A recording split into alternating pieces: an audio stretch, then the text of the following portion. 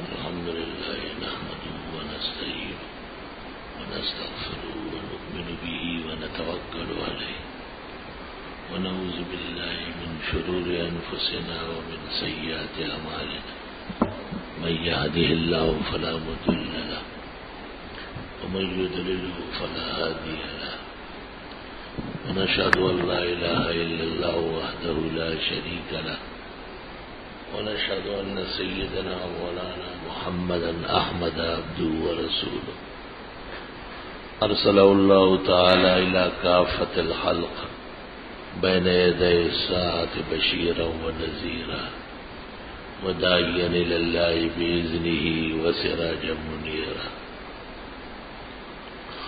وصلى الله تعالى عليه وعلى آله وأصحابه وبارك وسلم عليه. أما بعد فأعوذ بالله من الشيطان الرجيم.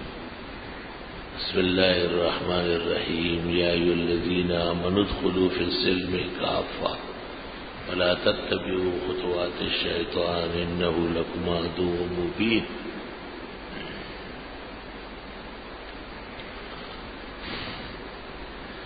اللہ تعالیٰ کے احسانات میں سے ایک آزاد ملک کا مل جانا بھی ہے، بڑی قربانیوں سے اور بڑی محنتوں سے، جہد مسلسل کے نتیجے میں اللہ تعالیٰ نے آزادی وطن کی نعمت عطا فرمائی. دو سوچ تھے. ایک سوچ یہ تھا کہ ہندوستان اصلاً مسلمانوں کا ہے اور اس پر ہمیشہ بڑی حکومتیں مسلمانوں کی رہی، خواہ محمود غزنوی کی ہو، شہاب الدین غوری کی ہو، ناصر الدین بلبن کی ہو، فیروز تغلق کی ہو، یا آخری دور میں مغلیہ کی ہو، لیکن ہندوستان پر مسلمانوں کے احسانات رہے اور قوم مسلم نے ہندوستان کو عزت اور وجاہت بخشی ہے.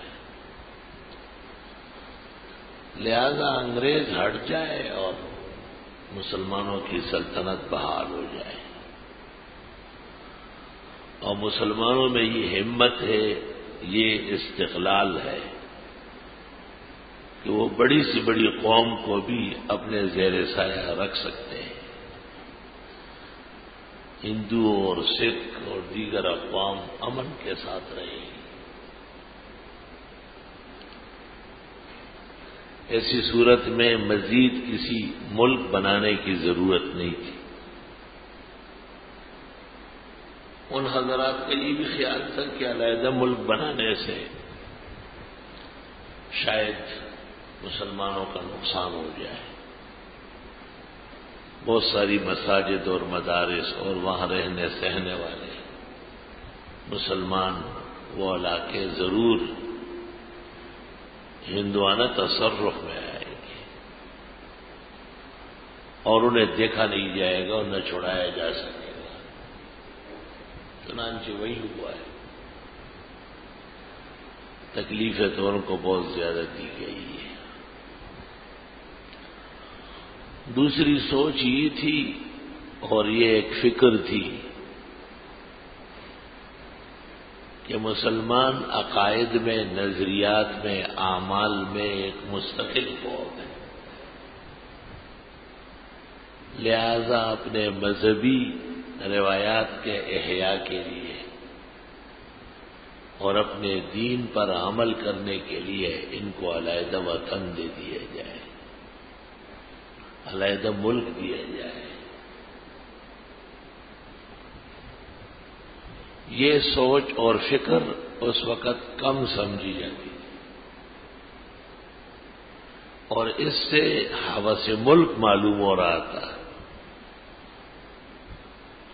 زمینوں کی اور جگہوں کی ہرس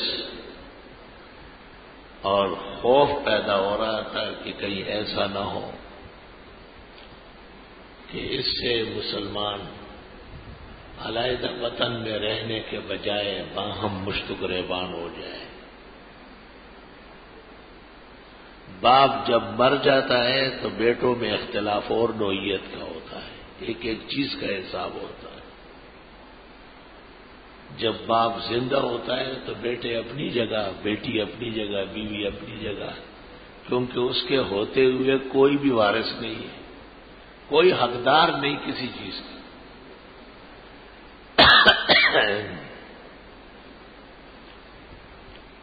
ایک شخص ہے، وہ پورے خاندان کا بڑا ہے، گھر کا۔ جب وہ مرے گا تو اولاد کے ہوتے ہوئے بیوی کو 1/8 حصہ، اولاد نہ ہونے کی صورت میں بیوی کو 1/4، اور اگر بیوی مری اور خاوند رہ گیا اور اولاد نہیں ہے تو نصف، اور اگر اولاد وہ چھوڑ مری ہے تو 1/4۔ اولاد میں اگر ایک بیٹا ہے سب چیزوں کا وارث ہوگا، 7/8 اسی کا ہو جائے گا۔ اگر بیٹی بھی ساتھ ہے تو للذکر مثل حظ الانثیین، بقیہ مال 3 حصے کیا جائے گا، 2 حصے بھائی لے گا اور 1 حصہ اس کی بہن لے گی۔ خدا نخواستہ اگر بیٹا ہی نہیں ہے، صرف بیٹیاں ہیں، تو وہ 2 ثلث لے گی،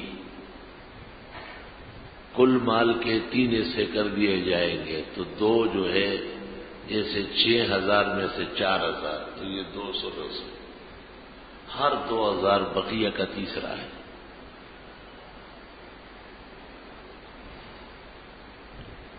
تو اگر کئی بیٹیاں ہیں تو وہ 2 ثلث لے گی، اور 1 ثلث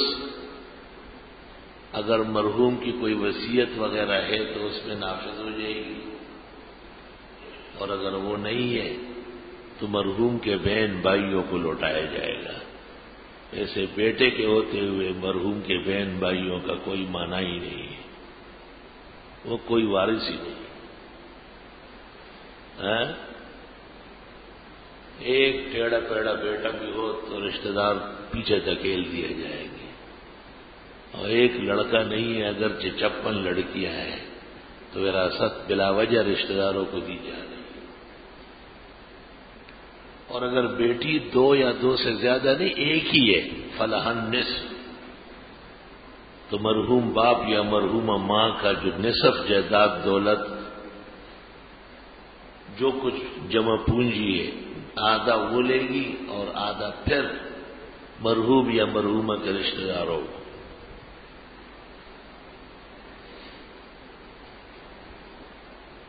مرحوم کے جو ماں باپ ہیں اس کی بھی مختلف حالتیں ہیں۔ اگر کوئی نہیں ہے اس کی اولاد، صرف ماں باپ ہے، صرف ماں باپ، بچہ ہوئے ہی نہیں بچے، تو ماں بیٹے کے مرنے کے بعد 1/3 لے گی اور 2/3 باپ لے گا۔ اور اگر مرحوم بیٹے کی اولاد ہوئی ہے تو 1/6 اور 1/6 ماں باپ، اور باقی جو 4/6 رہ گیا وہ اولاد میں تقسیم ہو جائے گی۔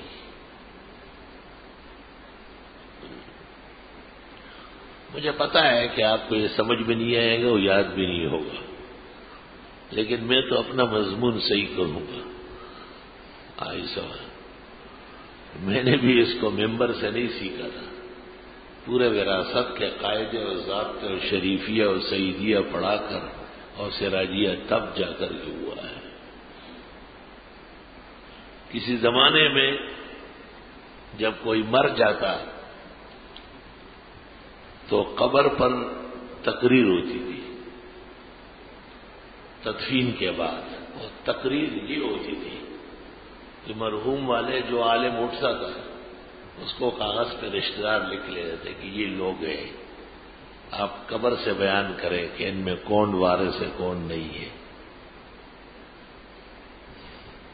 تو جہاں کوئی میت ہو گئی وہاں فوراً مولوی کتابیں اٹھا لیتے تھے، مسئلہ یاد کرنے لگتے تھے، کیونکہ پیغمبر نے کہا ہے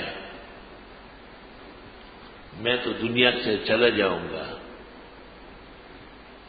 اور ایسا وقت تم پر آ جائے گا کہ وراثت کے ایک مسئلے میں 2 آدمی لڑیں گے، اختلاف کریں گے، تیسرا نہیں ہوگا جو ان کا فیصلہ کر سکے۔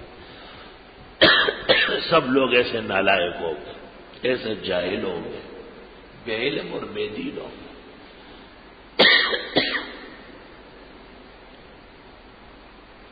توبہ! عالم لوگوں کو چاہیے کہ کبھی کبھی ممبر پر مشکل مسائل بیان کریں۔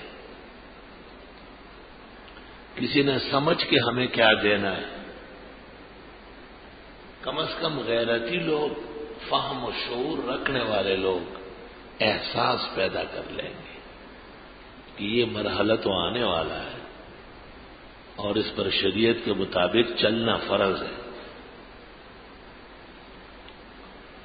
جناب نبی کریم صلی اللہ علیہ وسلم نے فرمایا ہے میری امت سے سب سے پہلا جو علم اٹھے گا وہ وراثت کا علم ہوگا۔ مردے کے مال کی تقسیم کو وراثت کہتے ہیں۔ تقسیم اس کو نہیں کہتے کہ ایک آدمی کے پاس کلاشنکوف ہو، 4 کلاشنکوف والے لے آؤ، کہتے ہیں سارا میرا ہے۔ تقسیم اس کو کہتے ہیں کہ شریعت کیا دے رہی ہے۔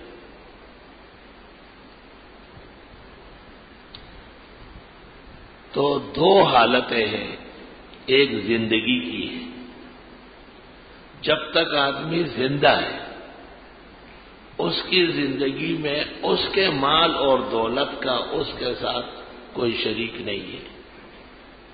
بیٹا سب کچھ افسر ہوگا، زمانے کا غوث و کتب ہوگا، لیکن باپ کے کسی چیز میں بھی حقدار نہیں ہے جب تک باپ کی آنکھیں بند نہیں ہوئی۔ شریعت مقدسہ زندہ آدمی کا کسی کو وارث نہیں بناتی۔ ناکارہ لوگ اور بدچلن لوگ جائیداد اور دولت کے لیے پھر ماں باپ کو بیچ سے ہٹاتے ہیں، کوشش کرتے ہیں کہ وہ نہ ہو۔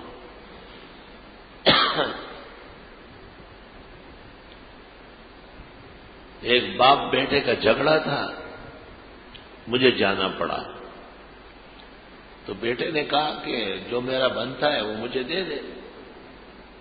تو میں نے کہا کہ آپ کا بنتا ہی نہیں، کچھ بھی نہیں بنتا۔ میں نے ایسا تنکا اٹھایا، میں نے اتنے بھی نہیں بنتا، کچھ بھی نہیں۔ اس کی اجازت نہ ہو تو نفقہ بھی نہیں ہوگا۔ کہتے ہیں عجیب۔ میں نے کہا ہاں، مشرق سے مغرب تک، شمال سے جنوب تک علماء ایک ہی جواب دیں گے، دوسرا نہیں۔ وہ خود موجود ہے، آپ کیوں وہ وارث بنتا ہے؟ تو اس نے کہا کہ کیا صورت ہے پھر؟ میں نے کہا یا تو والد صاحب راضی ہو جائے اور وہ خود گفٹ کے طور پر تحفہ، ہدیہ، سوغات پیش کرے، اجازت ہے، کسی کو بھی دے سکتا ہے۔ اس نے کہا کبھی بھی نہیں، میں اس کو اپنے گھر کا پانی بھی نہیں پینے دوں گا، اتنا نافرمان ہے۔ تو میں نے کہا کہ پھر یہ صورت ہے کہ جب یہ فوت ہو جائے تو آپ آ جائے۔ اس نے کہا بس 5 دن میں اس کا کام کر دوں گا۔ مجھے تو بالکل سامنے پورے ہاؤس جرگے کی موجودگی میں اس نے یہ کہا۔ میں نے کہا اس طرح کوئی کہتا ہے؟ حدیث شریف میں ہے کہ اگر کوئی کسی کو کہے کہ میں اس کو قتل کرنا چاہتا ہوں، قیامت کے دن یہ اس کا قاتل اٹھے گا اور یہ حیران ہوگا کہ میں نے تو کسی کا خون نہیں کیا ہے، تو کہا جائے گا آپ نے ارادہ غلط کیا۔ یہ تو عام انسانوں کے لیے، اور پھر ماں باپ جو قبلے و کعبے ہیں دنیا کے اندر۔ قرآن کریم میں رب العزت نے کہا ہے کہ اگر ماں باپ کافر ہیں تو آپ ان کے کفر اور شرک والی باتیں نہ مانیں، وَصَاحِبُهُمَا فِي الدُّنْيَا مَعْرُوفًا، لیکن دنیا کے نظام میں ان کے ساتھ بہترین سلوک کر۔ کافر ماں باپ پہ کھانا دینا ہوگا، کافر ماں باپ پہ گھر رہنے کے لیے دینا ہوگا، کپڑا ہر موسم کے مطابق دینا ہوگا، علاج معالجہ، ان کی راحت اور خوشی کا سامان اولاد مہیا کرے گی۔ توبہ توبہ۔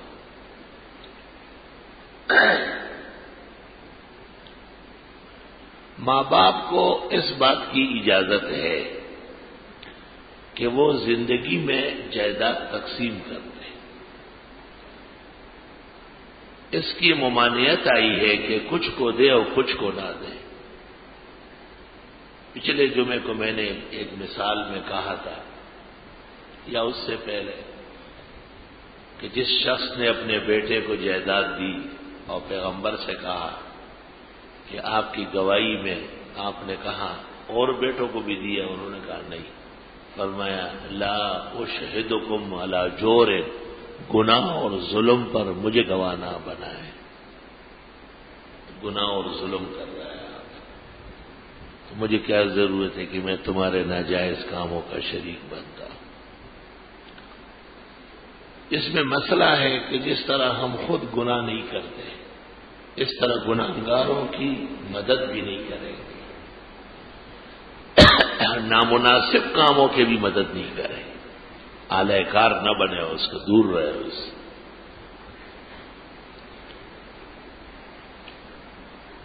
بخاری شریف میں ہے، آپ کے چچا ہے حضرت عباس رضی اللہ تعالی،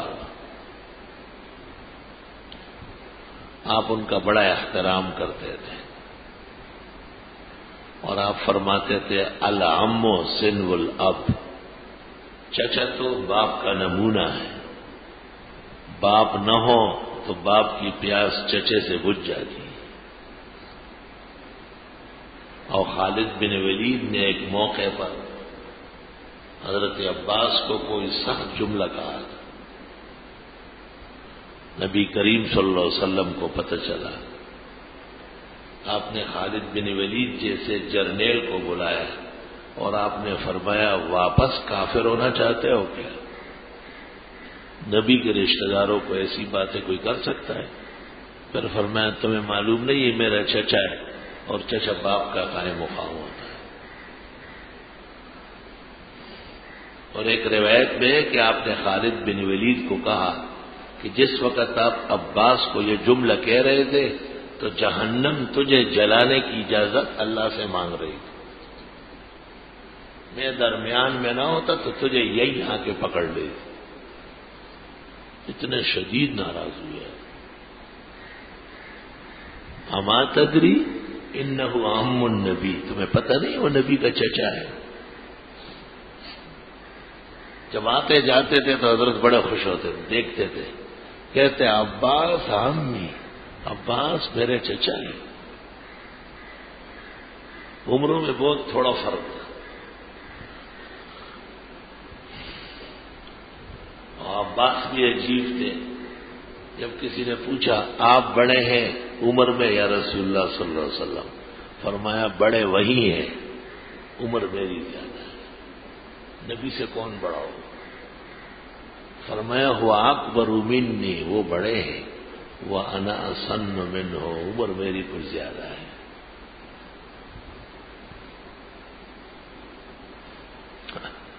غنیمتیں تقسیم ہو رہی تھی، مدینہ منورہ غنائم سے بھرا ہوا تھا، سونے اور چاندی کے ڈھیر لگے ہوئے تھے، غزہ میں کفار سے مسلمانوں کو غنیمتیں مل گئی تھی۔ تو حضرت عباس نے کہا مجھے بہت زیادہ غنیمت چاہیے۔ آپ نے کہا لے، تو انہوں نے چادر بچھائی، اس میں ڈالا ڈالا ڈالا، بھر دیا۔ پھر جب اٹھانے لگے تو وہ بہت زیادہ تھا، اٹھ نہیں رہا تھا۔ حضرت صلی اللہ علیہ وسلم سے کہا کہ آپ میری مدد کریں، آپ نے فرمایا ہرگز نہیں، میں لوگوں کے دنیا کا علیہ کار نہیں ہوں. آپ سے کہا او عمر احدن، کسی کو کہے نا، آپ نے کہا بالکل نہیں. دیکھیں اب یہ مسئلہ آ گیا، شریعت کا مسئلہ آ گیا. چچا کی غلطی دیکھ رہے، ساتھ نہیں دے رہے. ہمارے ہاں اعتدال نہیں ہے، یا تو پورے کسی کے دشمن ہو جائیں گے یا پورے اس کے بندے بن جائیں گے. ہم سارا یہ ہے، اطاعت دے کے، فرما برداری دے کے، حسن محبت دے کے. لیکن اب ایک دنیا کا مسئلہ ہے، نہ خود اٹھا کے مدد کر رہے نہ کسی صحابی کو اجازت ہے. پیغمبر اس لیے نہیں آئے کہ مال لپیٹ کے گھر لے جائے. لوگ مال لے جا رہے تو نبی بھی ساتھ ساتھ دوڑے، ایسا نہیں. نبی بہت بلند مقام کے ہوتے ہیں، ان کی تمثیل مثال دینا آسان نہیں، بہت مشکل ہے. اس نے کم کیا، اس کے بعد پھر اٹھانے لگے، پھر بھی باری تھا، پھر اور کم کیا، پھر اور کم کیا. اتنا رہ گیا کہ وہ اٹھا کے اپنے کندھے پہ ڈالا اور بڑے تھکاوٹ کے ساتھ روانہ ہو گئے. بخاری شریف میں اس طرح آتا ہے کہ آپ جب وہ جا رہے تھے آپ اس کو دیکھتے رہے. یوت میں وہ بسر ہوئی لئی، آپ حیران رہ گئے. الا ہرسی، اوف میرا چچا ہو کے چیزوں کا اتنا شوقی ہے، کیسے بہت حیرانگی سے آپ نے کرا. نبی کی طرف کوئی نہیں ہوتا. نبی واقعی معصوم ہوتے، فرش سے عرش تک پورے حجابات ان کے سامنے مرتفع ہو جاتے ہیں. صاحب وہی کل کائنات کے لیے اللہ لوگوں کے لیے نمونہ ان کو بناتے کہ بس ایسا کرو جیسا کہتے ہیں، ایسا کرو جیسے انہوں نے کیا ہے صلی اللہ علیہ وسلم. آپ دنیا کے امور میں ساتھ نہیں دیتے تھے. آپ چاہتے تھے کہ لوگوں کے دل میں دنیا کی نفرت بیٹھ جائے. اور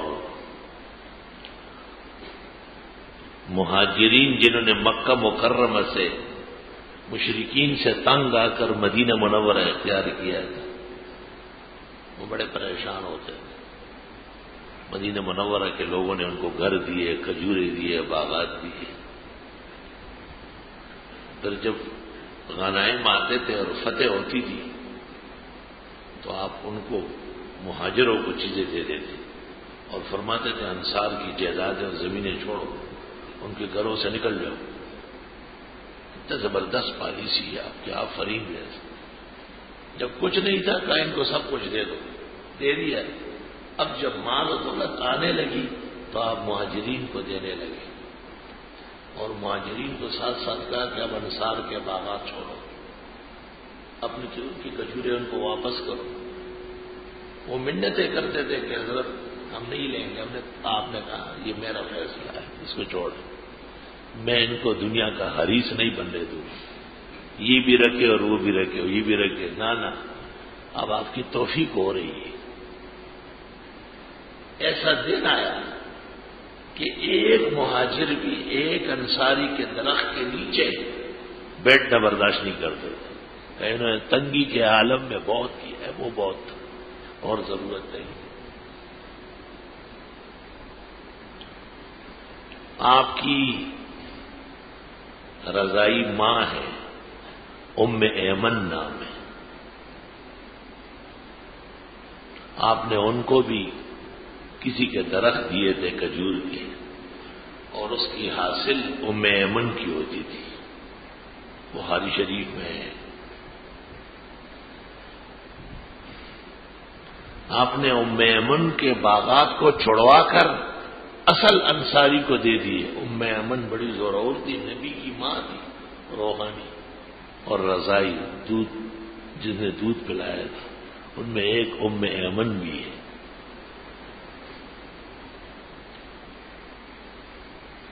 وہ گئی اور جس انصاری نے باغ واپس لیا تو اس کے گلے میں دوپٹہ ڈالا، وہ گھسیٹا اس کو، کہا سیدھا ہوتا ہے یا نہیں؟ اس نے کہا میرا کوئی قصور نہیں ہے، نبی کا فیصلہ ہے. ام ایمن نے کہا اچھا. فوراً واپس ہو گئے، معلوم نہیں تھا۔ جناب نبی کریم صلی اللہ علیہ وسلم سے پوچھا، آپ نے فرمایا کوئی شک نہیں کہ آپ میری ماں ہیں، میں نے آپ کا دودھ پیا ہے۔ حکم الہی یہ ہے کہ اب تم لوگوں کو غنائم دیے جا رہے، انصار کے کھجور کے درخت اور باغات واپس کرو، یہ نہیں لے سکتے۔ کیا شان ہے آپ کی، کیا شان ہے آپ کی۔ مال کا حساب کیسے صاف ستھرا رکھا جا رہا ہے۔ لا الہ الا اللہ۔ تو ایک سوچ یہ تھی کہ بھئی ہندوستان رہے اور آزادی یہ کہ انگریز چلا جائے، وہ غاصب دور سے آیا ہے اور یہاں کا ملک تنگ و تاریک کر رہا ہے۔ یہ لوگ کسی آزاد وطن کے مخالف نہیں تھے، مسلمانوں کے فائدے اور مصلحت کے لیے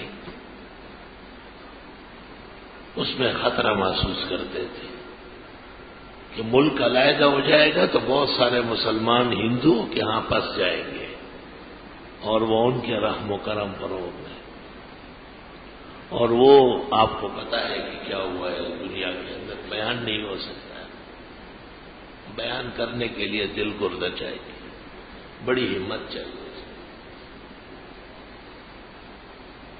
صرف ایک واقعہ جو کلیم عاجز نے اپنی کتاب میں لکھا ہے، ہندوستان کا بہت بڑا شاعر و ادیب ہے، بین الاقوامی شہرت کا حامل ہے کلیم عاجز، اس نے اپنے دیوان کے مقدمے میں جو لکھا ہے صرف وہ مثال دیتا ہوں کہ آس پاس گاؤں میں پاکستان کے بعد جب بن گیا یہ، جتنے تھوڑے تھوڑے مسلمان تھے ان کو جلا دیے ہندوؤں نے۔ تو کلیم عاجز جس شہر میں تھے، کہتے وہاں چھوٹی چھوٹی بچیاں تھیں، وہ پڑھتی تھی مدرسے میں۔ آخر میں ہندو نے انہیں کہلوایا کہ آپ لوگ بھی تیار ہو جائے، ہم آ رہے ہیں۔ کوئی بچنے کا راستہ نہیں تھا۔ تو اپنی استانیوں نے، والدین نے ان کو وضو کرایا، قرآن شریف دیا ہاتھوں میں اور تیپائیوں پر بٹھایا۔ وہ چھوٹی چھوٹی بچیاں پوچھتی ہیں کہ کیا اس سے ہم بچ جائیں گے، ہندو چلے جائیں گے، ہم زندہ رہ لیں گے؟ تو استانیہ اور مائیں ان کو کہتی ہے کہ نہیں، روح نکلنے میں آسانی ہوگی۔ یہ کلیم عاجز کی چھپی ہوئی کتاب نے شروع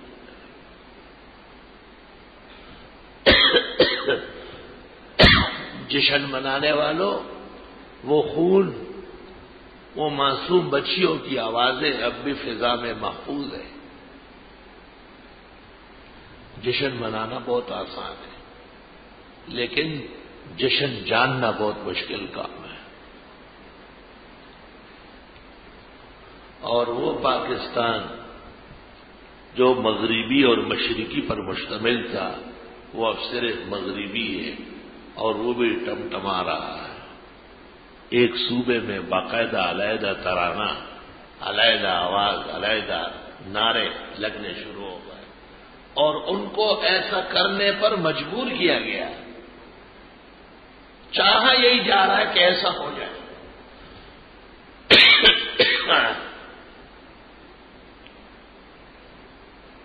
اس کی مثال ایسی ہے، اتنے اندوہناک حالات میں ہر روز اس جگہ 25 مارے گئے، اس جگہ یہ کون ہے جس دن کو مارا جا رہا ہے، کیا چیز ہے یہ؟ کس طرح اتنے نافرمان جمع ہو گئے؟ یہ سرکش باغی واجب القتل کہاں سے آئے؟ یہ بنائے جا رہے ہیں۔ یہ مسلمان نہیں، کلمہ نہیں پڑھتے، ان کو پاکستان کا وفادار نہیں بنایا جا سکتا۔ کیوں نہیں بنایا جا سکتا؟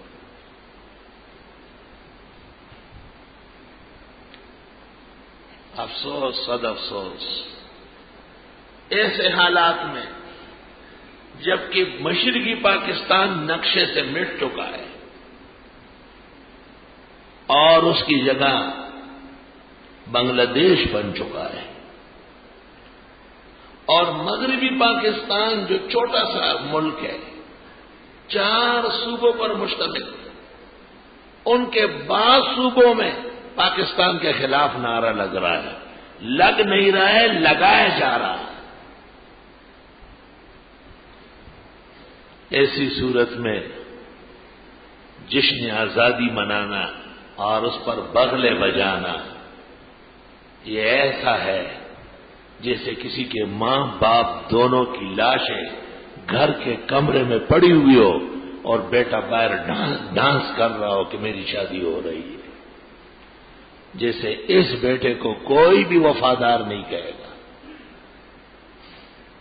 اور اتنے بڑے سانحہ سے یہ غیر متاثر لڑکا کس غیرت سے کھلی ہوئی خوشیاں منا رہا ہے۔ سابقہ حکمران نے جو کچھ کیا، کیا موجودہ حکومت اس سے کم کر رہی ہے؟ کیا یہ حکومت کھلم کھلا ان کی پالیسیوں کو آگے بڑھانے والی اور ان کے مظالم کے خلاف ان کے دفاع کرنے والی نظر نہیں آ رہی؟ ملک کی نعمت، آزادی، وطن کی خوشی، اللہ تعالیٰ ہر مسلمان کو مبارک کرے، لیکن وہ بے گناہوں کی لاشیں جو پڑی ہوئی ہیں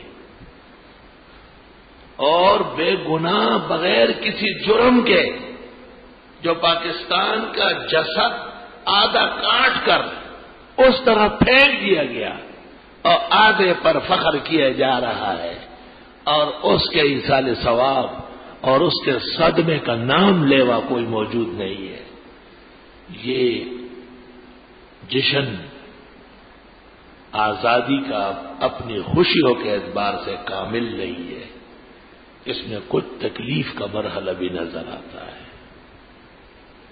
غم اور فکر و سوچ کا مرحلہ اس میں نظر آ رہا ہے۔ حکمرانوں کے دل اتنے سخت ہو گئے، سیاستدان اتنے بے شعور ہو گئے، ملک کے مکین اور باسی اپنے غمزدہ اور اپنے دردناک واقعات سے اتنے غافل ہو گئے۔ آپ جشن مناتے ہوئے ذرا گریبان میں بھی جھانکیں، کس چیز کا جشن منا رہا ہے؟ وہ جو آج تک 63 سال ہو گئے، اب بھی احمد آباد میں اور گجرات میں نہتے مسلمانوں کی لاشیں دفنانے کے لیے کوئی قریب نہیں آ رہا تھا۔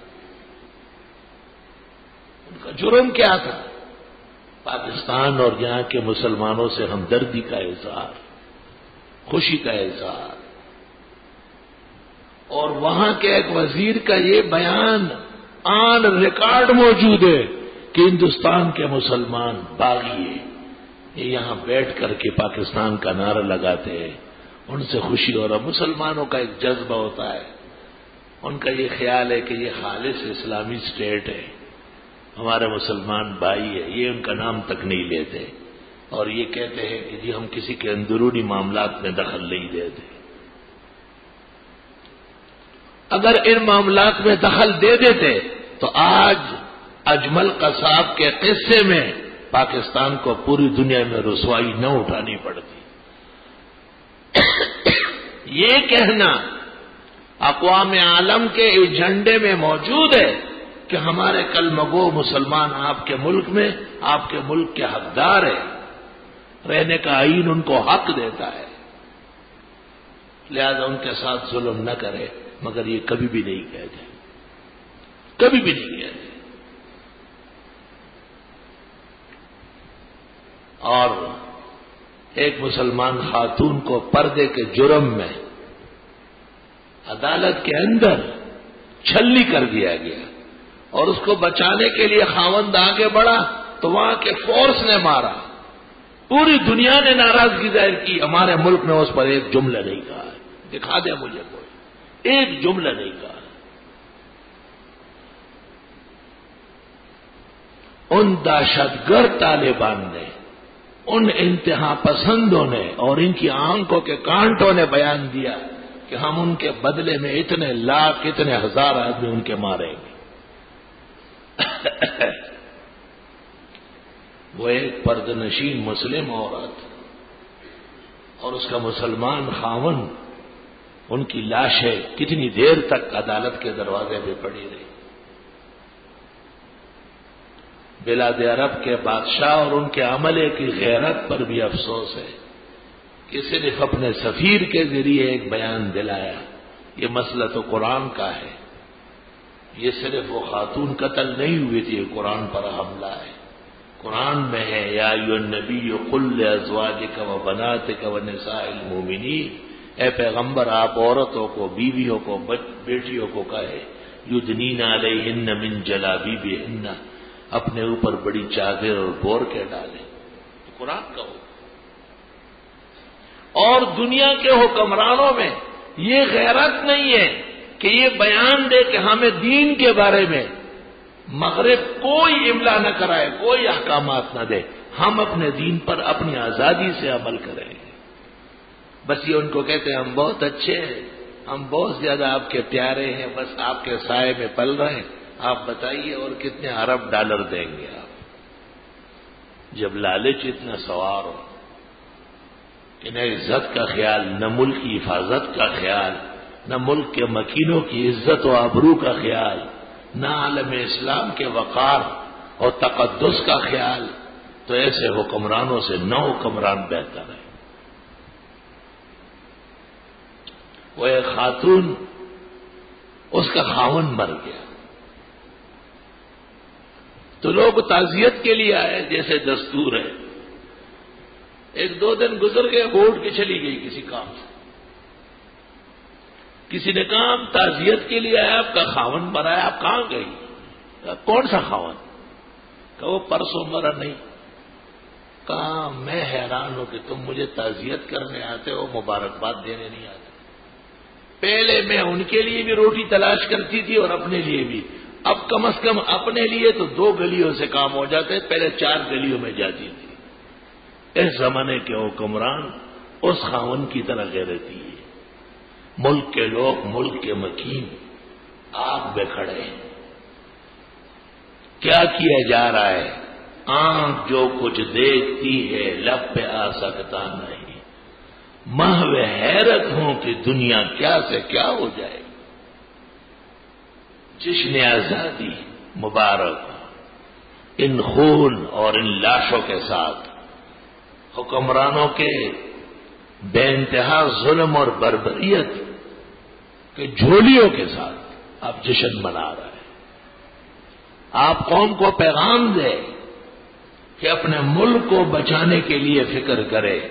اور مولانا مفتی محمود صاحب رحمت اللہ علیہ فرماتے تھے کہ یہ کبھی کبھی بیان دے دے کہ ملک کو کسی کو کوئی خطرہ نہیں، تو حضرت فرماتے تھے تمہارے علاوہ اور کسی سے کوئی خطرہ نہیں، سارا خطرہ تم ہو، بیچتے تم ہو، دوسروں کو حملے کی دعوت تم دیتے ہو، دوسروں کے اسٹیٹ اور ریاست بنانے پر تم راضی ہو، تو ملک کو جتنا خطرہ تم سے ہے کسی اور دشمن سے نہیں ہے۔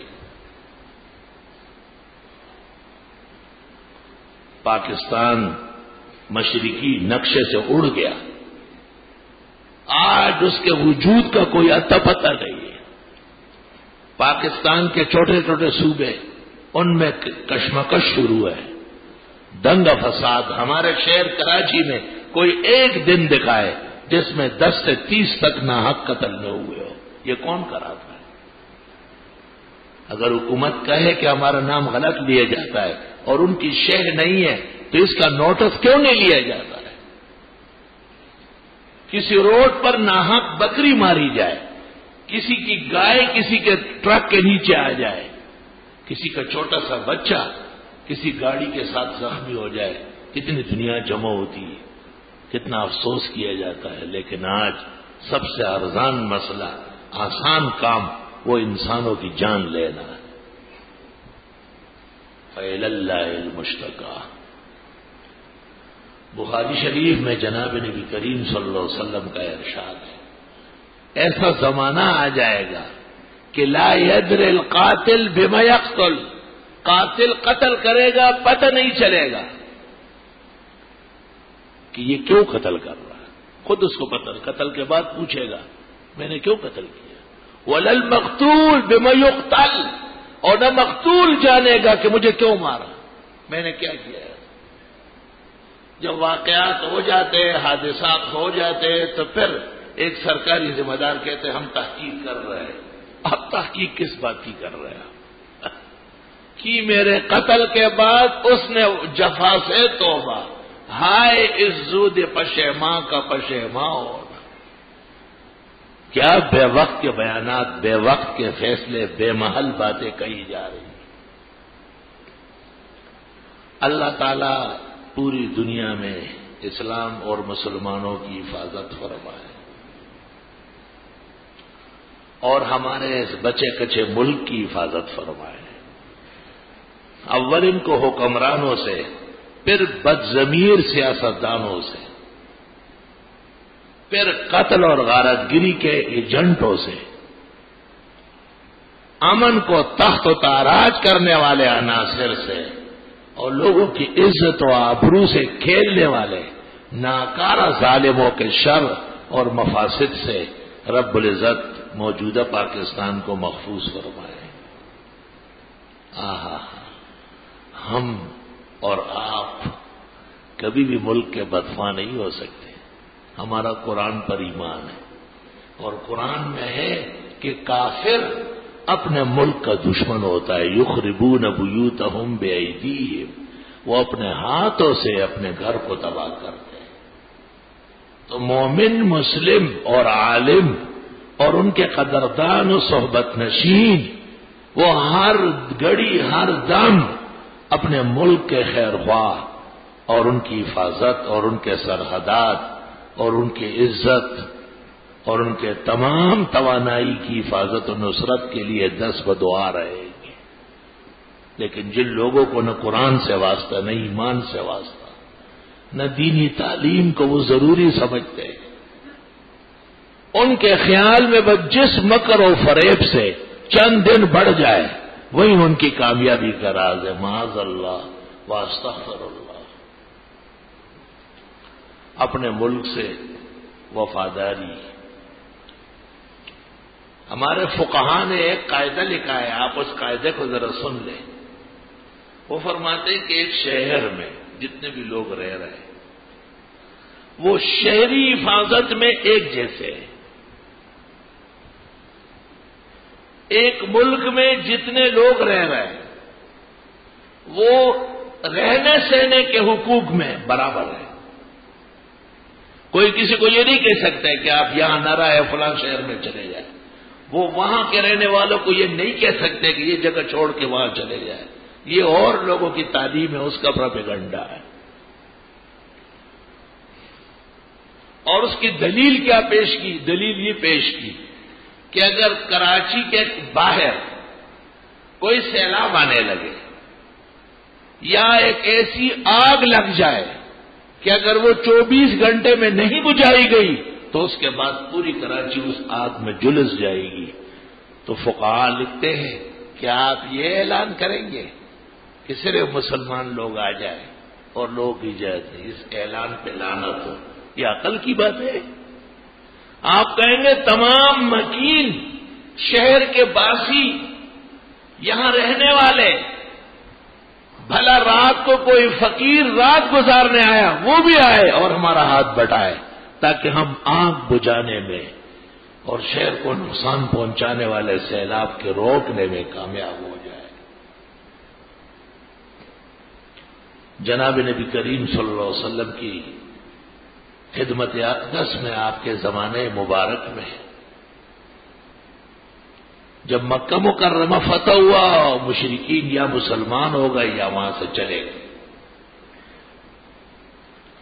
اور قبائل نے، یہود نے اور نصارا نے آپ کے ساتھ عہد کیا کہ ہم اگر ایمان نہیں لائے تو اپنے کفر کا جرمانہ دیں گے۔ اس کو جزیہ کہتے ہیں عربی میں، قرآن کریم میں حتی یؤتی الجزیۃ عن ید، ان کو خود جزیہ بھرنا ہو۔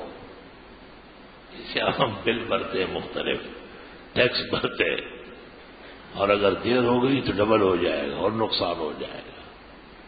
اس کے بعد جناب رسول اللہ صلی اللہ علیہ وسلم نے صحابہ کو ایک تقریر کی ہے، حیران کن تقریر ہے. آپ نے کہا اب یہ لوگ یہاں رہنے کے قابل ہیں اور اہل ہے اور ان کو یہاں رہنے کا حق ہے. لہم ما لنا وعلیہم ما علینا، جو آرام و راحت ہمارا حق ہے وہ ان کا بھی حق ہے، اور جو تکلیفیں اور پریشانیاں ہم کو گزارنی ہیں یہ ہمارے ساتھ شریک ہوں گے. اس دوران اگر مسلمان کے ہاتھ سے ان غیر مسلموں کا کوئی فرد قتل ہو گیا تو فقہ میں واحد امام ابو حنیفہ ہے، فرماتے ہیں ان کو تو مسلمانوں نے ذمہ دیا ہے، ذمہ داری قبول کی، رہنے کا حق دیا تھا. اس مسلمان نے مسلمانوں کے عہد و پیمان پر چھرا چلایا، لہذا اس کافر کے بدلے میں یہ مسلمان قصاص ہو جائے گا، وہ قتل کیا جائے گا.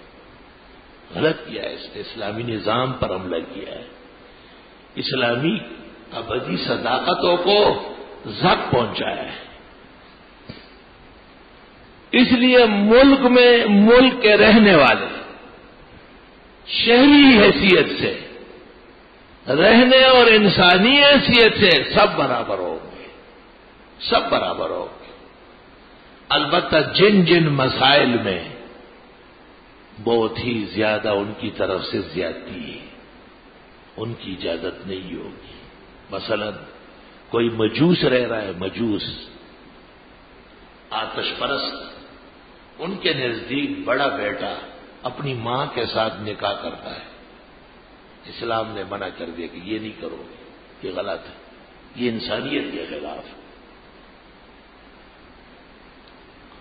یہ دائرہ بے میں لکھا ہے ومن اربا، اور جو سودی کاروبار کرے لا عہد بیننا و بینہم، اس کو بھی ہم نکال سکتے ہیں ملک سے کہ ہمارے ہاں رہنے کے قابل نہیں ہو اور لوگوں کو سود خور بنا لو.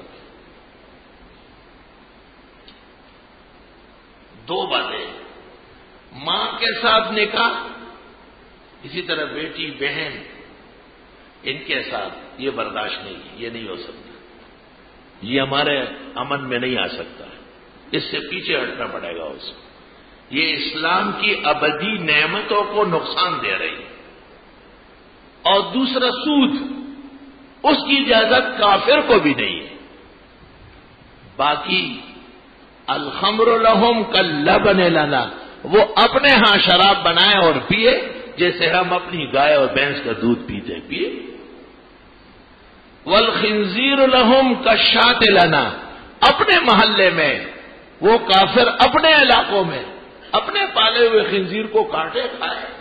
پیغمبر کہتے ہیں جیسے ہم اپنا بکرا کاٹتے ہیں وہ کھاتے ہیں. پتہ چل گیا کہ یہ مجوس والا عمل اور سود والا کردار یہ خنزیر سے اور شراب سے بھی زیادہ خطرناک ہے. ان دو باتوں پر کہا ہے کہ عہد و پیمان اڑ جائے گا. عہد و پیمان کرتے ہوئے امیر المومنین کا آدمی ان کو کہہ دیتا ہے کہ تم ہو تو مجوسی مگر ماں اور بیٹی اور بہن کے ساتھ معاملے نہیں ہوں گے، اس سے پیچھے ہٹنا پڑے گا. اور ان کو کہا جائے گا تم مال کے تو بڑے شوقین ہو مگر یاد رکھنا اس حد سے اس حد تک جو اسلامی ملک ہے اس میں سود کے جواز کی کوئی گنجائش نہیں. وبہذا القدر نکتفی اليوم وآخر دعوانا الحمدللہ. بسم اللہ الرحمن الرحیم. جامعہ کا جو نمائندہ ماہنامہ ہے الاحسن وہ شعبان المعظم کا شائع ہو گیا. امام اہل سنت محقق الاثر فخر احناف مفخر دیوبند حضرت الشیخ و مرشدنا مولانا سرفراز خان صاحب رحمت اللہ علیہ کی حیات و سوانح اور ان کی علمی کتابوں پر تیسرا تبصرہ تیسری قسط شائع ہو گئی جو پڑھنے سے تعلق رکھتی ہے. اور عاجز و فقیر کا یہ داریہ جو اختلافات صحیح اور غلط کے درمیان فرق پر ہے وہ بھی پڑھنے کا ہے. بینکروں نے جو اسلامی بینکاری کے نام سے ایک تماشا بنایا ہے ان کتابوں پر بھی تبصرہ آیا ہے. پہلا تبصرہ یہ 4-5 حصوں میں شائع ہوگا انشاءاللہ. بعض لوگ جو لوگوں کو گمراہی اور بے دینی سے بچانا چاہتے ہیں وہ ماہنامہ الاحسن جو ابھی تازہ شمارہ شائع ہوئے شعبان کا وہ لیتے جائے، انشاءاللہ خوب فائدہ ہوگا.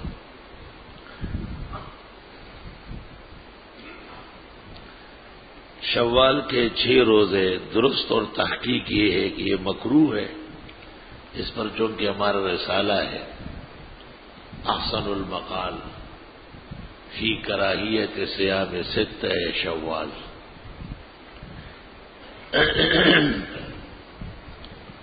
مسئلہ تفصیل کے ساتھ کتاب میں موجود ہے. تمام جو ترغیب دیتے ہیں یا اس کو سنت سمجھتے ہیں ان کے جوابات بھی احسن المقال میں ہیں. ویسے بھی شوال دور ہے، انشاءاللہ رمضان کے اخیر میں پھر پرچی دے دینا. ایک جگہ بیان میں بزرگ کہہ رہے تھے کہ ابوبکر نے اپنے کپڑے بھی جہاد میں دے دیے اور ٹاٹ کا لباس ببول کے کانٹے لگا کر پہنا. وہ لباس کو ایسا پسند ہے اللہ کو، سارے فرشتوں کو بھی کہہ دیا. یہ روایت ابن عساکر نے تاریخ میں نقل کی ہے. خطیب بغدادی نے تاریخ دمشق میں لکھا ہے کہ محدثین کا فیصلہ ہے کہ یہ روایت جھوٹی ہے، اس قابل نہیں ہے کہ بیان کی جائے. عموماً دیکھا گیا کہ جب کسی کا کوئی قریبی عزیز انتقال کرتا ہے تو وہ کہتے ہیں کہ ہم اس دفعہ عید نہیں منائیں گے. کیا شریعت کی روح سے یہ بات صحیح ہے؟ عید تو 3 چیزوں کا نام ہے. اللہ تعالی کا شکر بجا لانا کہ ہمیں خوشی کا دن نصیب ہوا. نماز جو مرد ہے ان کے اوپر واجب ہے 2 رکعت اور سنت طریقے سے پڑھ لی جائے. اور اس دن روزہ نہیں رکھا جا سکتا، حرام ناجائز ہے. باقی نئے کپڑے پہننا اور نئی قسم کی خوشی کرنا، نہ خوب خندہ پبے غمئی کی گرہمانا اور جو پزڑے دیار غم بے سب خوب کا. جو ابھی جنازہ اٹھا کے لے جا چکے ہیں، غم زدہ ہے، انہیں کریم پاؤڈر اور نئے کپڑوں کی کوئی ضرورت نہیں ہے. بس عید نہ منانے کا یہ مطلب ہوا. یہ نہیں کہ نماز نہیں پڑھیں گے وہ، یا فطرہ نہیں دیں گے، یا عید البقر عید کے قربانی نہیں کریں گے، ایسا نہیں کہا ہے. ہماری مسجد کے امام صاحب نے موطا محمد کتاب سے حدیث سنائی کہ پانی کھڑے ہو کر پینا بھی سنت ہے. کیا پانی کھڑے ہو کر پی سکتے ہیں؟ مطلب یہ ہے کہ 3 پانی ہے جو سنت ہے کھڑے ہو کر، یا زمزم کا، یا وضو سے بچا ہوا، یا راستے میں جب پانی ہو اور بیٹھنے کی جگہ نہ ہو. بعض احادیث مجمل ہے لیکن ان کی مفصلات موجود ہیں. منع آ چکا ہے کوئی شخص کھڑے ہو کر نہ کھانا کھائے اور نہ پانی پیے.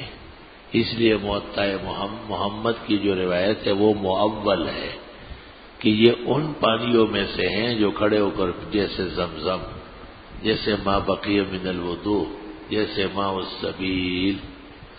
گویا موطا اٹھا کے دکھائے کہ سمجھ میں نہیں آیا اس کو کچھ بھی. حنفی مسلک کے ماننے والوں کے لیے پہلی تکبیر کے بعد اور وتروں کے قنوت کے علاوہ اور کسی موقع پر رفع یدین کرنا خلاف سنت، مکروہ اور نامناسب ہے. اگر ہم سعودی عرب جائیں گے تو وہاں کی مسجدوں میں ان کے امام کی تقلید کریں گے یا اپنے طرز پر نہیں، اپنے امام اعظم کی تقلید پر رہیں گے. ہم سعودی عرب نظریہ بیچنے نہیں جاتے، اللہ کی عبادت کرنے جاتے، ان میں ان کی تقلید کی کوئی ضرورت نہیں. اکثر علماء اپنے بیان میں کہتے ہیں کہ شب معراج میں جبریل نے یہ کہا کہ اب آپ اوپر جائیں، اس سے اوپر اگر جاؤں تو میرے پر جل جائیں گے. حضرت نے یہ کہا ہے کہ آپ جوتوں سمیت میرے ساتھ آ جائیں. نہیں، یہ واقعی جھوٹا ہے سارا. نہ جبریل نے کہا ہے اور نہ جو ہے نا پر جل جانے کا کوئی قصہ ہے. یہ اللہ جانے شیخ سعدی نے بوستان میں کہاں سے ڈال دیا. اور بخاری شریف میں ہے فعلا بہ الی الجبار، اللہ تعالی تک جبریل ساتھ تھے، اس لیے جبریل کا پیچھے رہ جانا، ساتویں آسمان پہ معذرت کرنا، یہ شیخ سعدی علیہ الرحمت کے بوستان میں ہے، اور خطیب اسلام امیر شریعت امیر البیان مولانا عطا اللہ شاہ بخاری بھی بیان فرماتے تھے، لیکن حدیث کی کتابوں میں اس کے خلاف موجود ہے، یہ واقعہ کہیں بھی موجود نہیں ہے۔ جمعہ پہلے آپ نے بتایا پیغمبروں نے پوری دنیا پر حکومت کی، سلیمان علیہ السلام دوسرے کا نام عائشہ ہے، ملکت دنیا اربعۃ، پوری دنیا کی حکومت 4 آدمیوں نے کی، اثنان مسلمان و اثنان کافران، 2 مسلمان تھے سلیمان علیہ السلام اور ذوالقرنین، اور 2 کافر تھے نمرود اور بخت نصر۔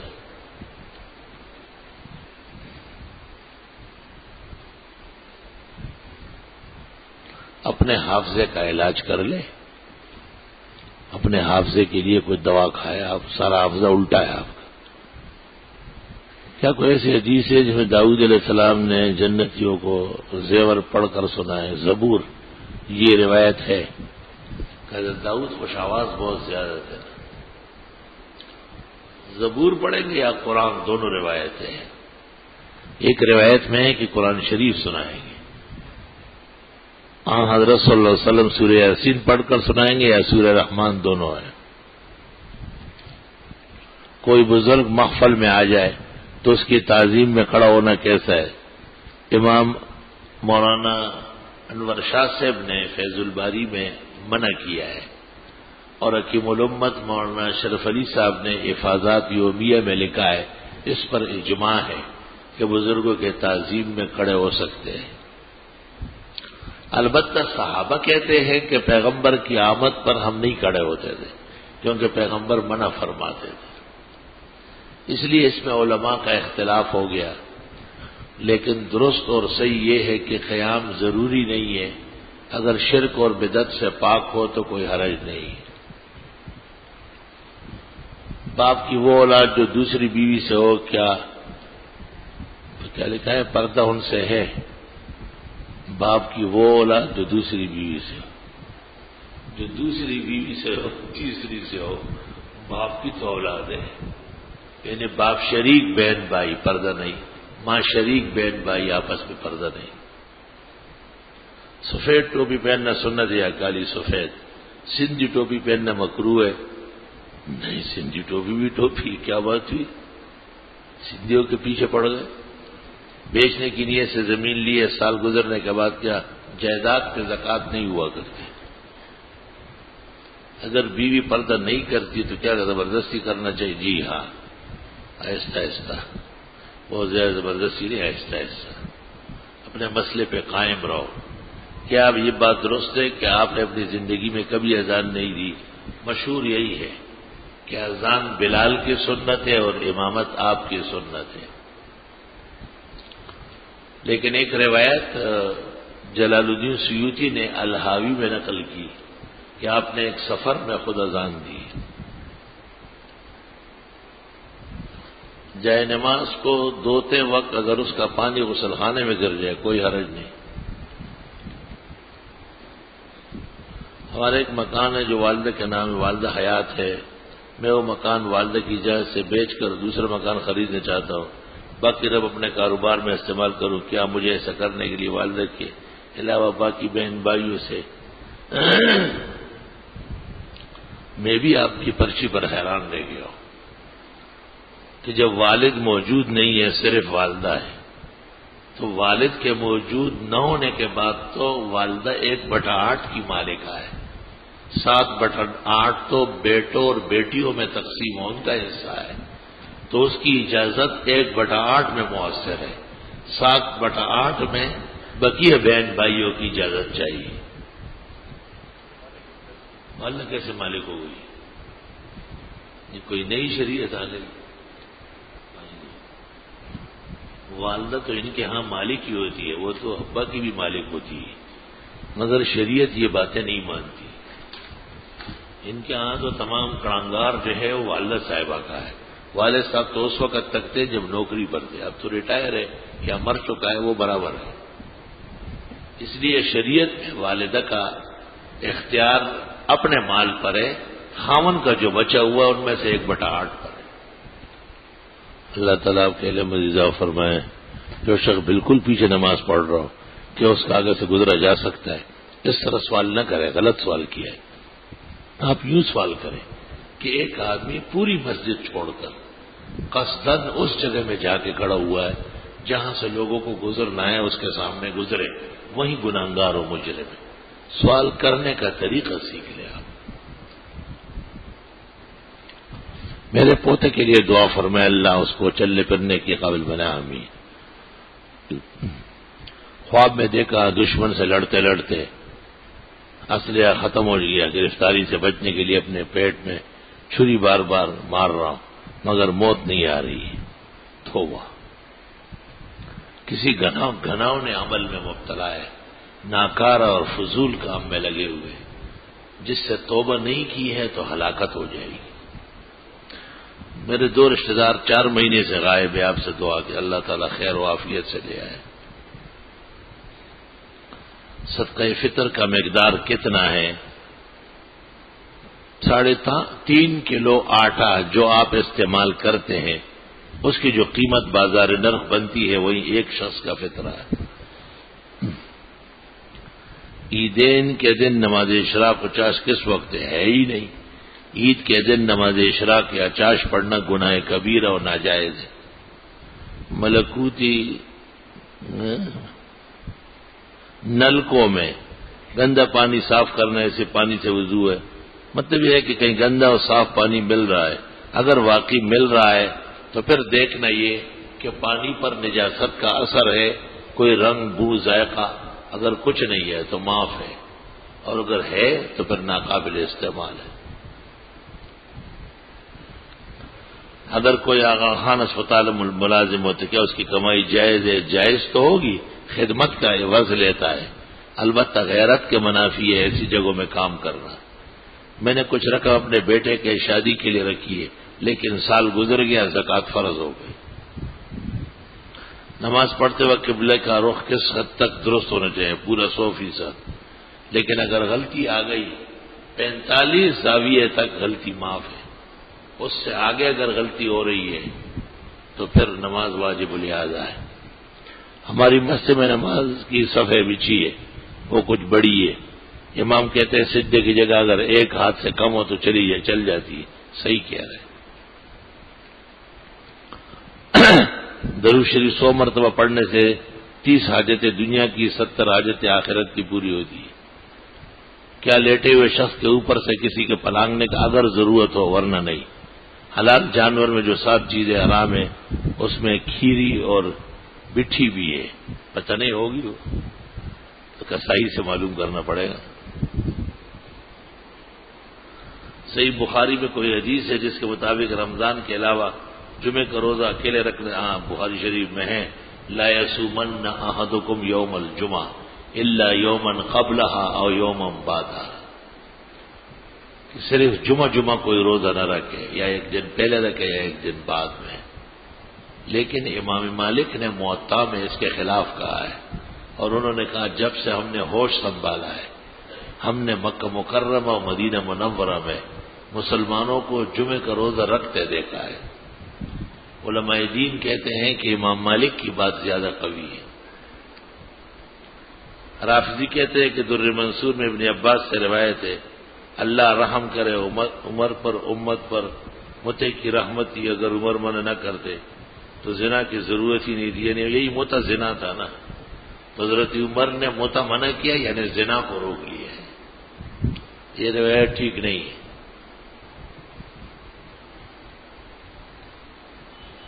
غیر مقلد اکثر پیش کرتے ہیں کہ حضرت نے قرآن و سنت کو تھامنے کا فرمایا ہے لیکن فقہ کے بارے میں کچھ نہیں فرمایا، لہذا فقہ کی کوئی حیثیت نہیں. فقہ کا منکر ایسا کافر ہے جیسے نبی کا منکر کافر ہے، کیونکہ فقہ کا حکم قرآن میں لیتفقہوا فی الدین، دینی فقہ ضروری ہے.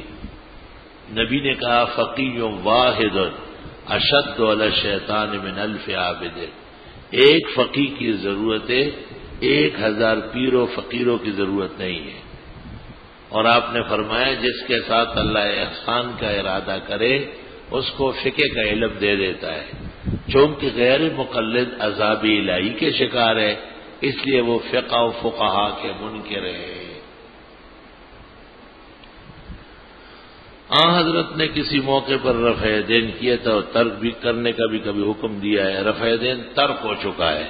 امام مالک مدونہ جلد 1 صفحہ 129 پہ کہتے ہیں احادیث اور رفع کل ضعیفہ الا عند الافتتاح، نماز شروع کرتے وقت ہاتھ اٹھانے کے علاوہ بقیہ رفع یدین سارا ختم ہو چکا ہے۔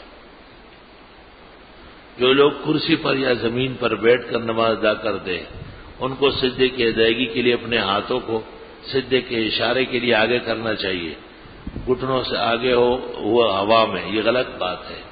اس دن میں نے ایک بزرگ کو دیکھا کرسی پر بیٹھے تھے، ہاتھ ایسے کیے ہوئے نماز، غلط بات ہے، ہاتھ وات کے کوئی کام نہیں ہے۔ رکوع کے لیے سر جھکائے اور سجدے کے لیے اس سے زیادہ سر جھکائے، یہ ہاتھ جو ایسا کرتے یہ بات ناقابل فہم ہے، یہ فقہ میں حدیث میں اس کی کوئی حقیقت نہیں ہے۔ میری ہمشیرے کے رشتے آتے ہیں، اس نے خواب میں دیکھا کہ کچھ لوگ مٹھائی لائے اور کہتے کہ اس کو ہماری طرف سے کھلائے، اس کا کیا مطلب ہے؟ اگر خواب سچا ہے، خیالات نہیں ہے، تو اللہ اس کو شیرین پائیدار رشتہ دے دے گا۔ اگر کوئی شخص یہاں سے روزہ رکھ کر دوسرے ملک جائے اور وہاں پر اس ملک کے اعتبار سے 27 یا 28 روزے کی عید ہو جائے، یہ بھی عید کر لے اور پھر بعد میں اپنے ملک کے حساب سے گنتی پوری کر لے۔ اس طرح اگر کوئی وہاں سے عید کر کے یہاں آ جائے اور یہاں کے بقیہ روزے رکھنے پڑیں گے، اور اس کو رکھنا چاہیے کیونکہ رمضان میں غیر رمضان کا دن نہیں ہو سکتا۔ عید کے دن نماز اوابین پڑھی جا سکتی ہے، ہاں گھر پہنچنے کے بعد بقیہ نوافل سب بحال ہیں۔ میرے شوہر نے مجھے کہا کہ میں نے تمہیں 2 طلاق دی اور اگر تم بغیر میری اجازت گھر سے نکلی تو تیسری طلاق بھی ہو جائے گی۔ اب کیا یہ 2 طلاق واقع ہو گئی؟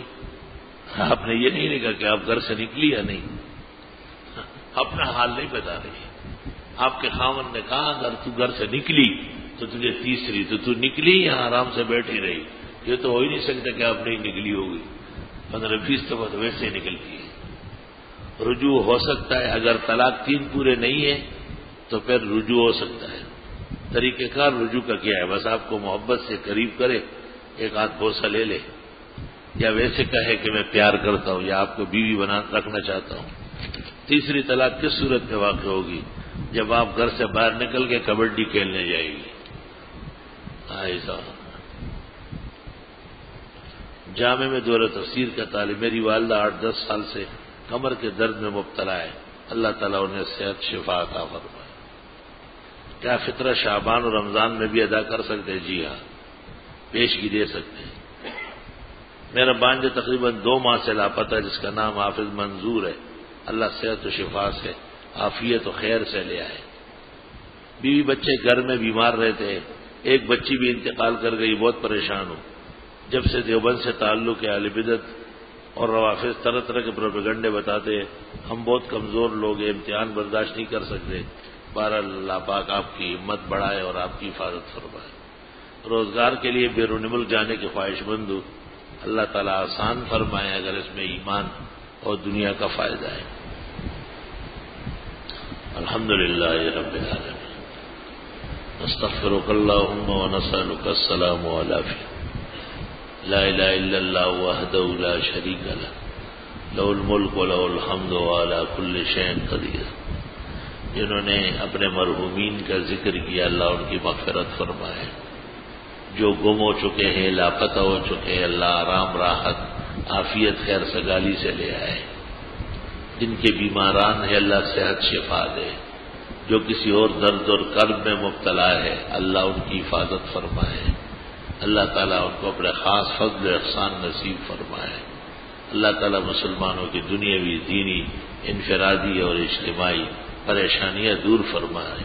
ایمان و اسلام، توحید و سنت پر استقامت نصیب فرمائے، اس کے برکات اور روشن نتائج نصیب فرمائے۔ صلی اللہ تعالی